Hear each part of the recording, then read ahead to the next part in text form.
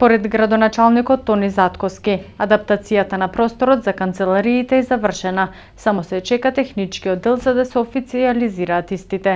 Со отворањето на овие канцеларии, жителите на општина Кривогаштани конечно ќе можат да ги завршат нивните обврски, а да не мора да одат во подрачните канцеларии во Прилеп, со што ќе се овозможи побрзо и поедноставно да ги обезбедат документациите кои им се потребни.